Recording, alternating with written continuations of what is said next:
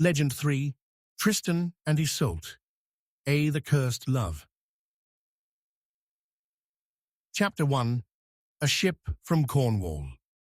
The sea was restless that day, waves crashing like the memories of a forgotten promise. The sails of the Cornish ship strained against the wind as it cut across the Celtic Sea. On board stood a young man, cloaked in green and gold, his gaze locked on the distant shores of Ireland. His name was Tristan, Knight of Cornwall, nephew to King Mark.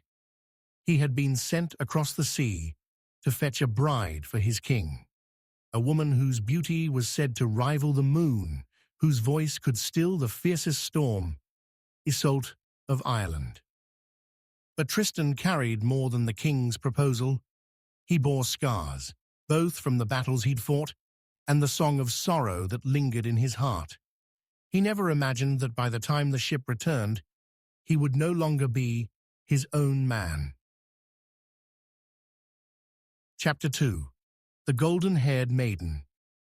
When Iseult met Tristan, she saw a knight unlike any other. Wounded by a poisoned blade in an earlier battle, he had washed ashore near her father's kingdom. Disguised under a false name, Tristan had been cared for by Iseult herself. Her herbs had healed him. Her voice had soothed him. But neither knew the full truth of their connection. When the truth was revealed, that he was the knight who had slain her uncle in battle, rage threatened to tear them apart, yet something stronger held them. Fate. Despite the history, despite the duty, Iseult agreed to wed King Mark, if only for the peace of her people.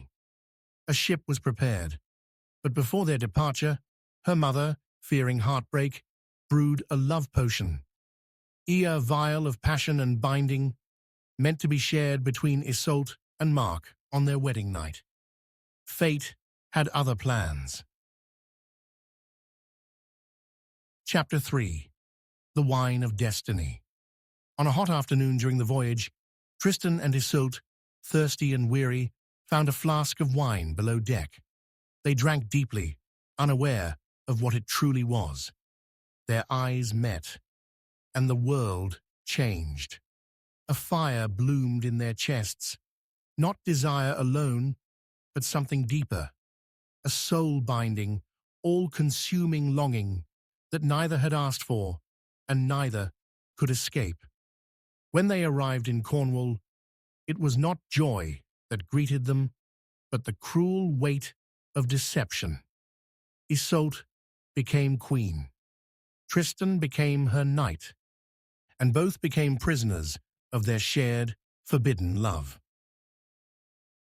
Chapter 4, The Web of Lies. For months they lived in shadows. In hidden gardens and moonlit halls, they stole moments together, each touch a blessing, each kiss a betrayal.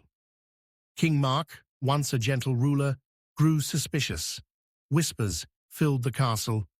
Servants spoke of laughter behind closed doors, of glances too long to be innocent.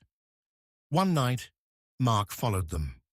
He found Iseult sleeping alone, but a sword lay between her and Tristan, a silent symbol of restraint. For though their love had no equal, their honor had not yet broken. Still, the damage was done. Mark exiled Tristan, and though his heart shattered, Tristan obeyed. Chapter 5, Across the Lands. Tristan wandered far, trying to bury the taste of Iseult in the arms of other women, in the smoke of distant cities, in the noise of war. In Brittany, he fought for a king and won the hand of another woman, Iseult of the White Hands. He married her, but never touched her, for his heart, his soul, belonged to one alone. Years passed. One day, a poisoned wound reopened, full and incurable. Dying, Tristan sent for Iseult of Ireland, knowing only her healing hands could save him. He told his friend, "If she comes, let the sails be white. If not, let them be black." As he lay dying, he asked weakly, "Do you see the sails?" Black," the friend lied, consumed by jealousy. Tristan closed his eyes and died. Chapter 6. A Love Beyond the Grave. When Iseult arrived, she found him cold. She fell to her knees, took his hand, and whispered the words she'd kept in her soul for years. Then she, too, died. King Mark, upon hearing the tale, had their bodies buried side by side.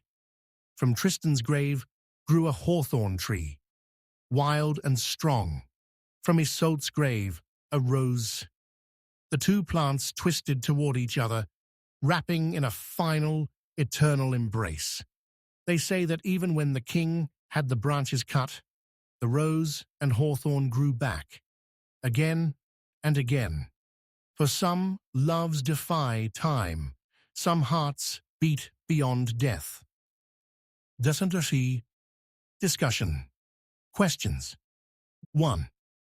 What role does fate play in the love between Tristan and Iseult? Example. Answer. Fate is an invisible hand that guides their passion and suffering. Their love was triggered by magic, but the emotions felt real and unstoppable. 2. Is the love between them true if it was caused by a potion? Example. Answer. This is open to interpretation. The potion may have awakened something already there, their continued devotion, even in pain and exile.